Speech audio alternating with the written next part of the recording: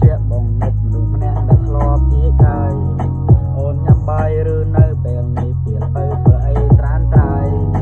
អូនមាននឹកបងទេមាសនៃបងនឹកខ្លាំងណាស់អូនអើយនឹកកន្លែងសាសងដែលរូប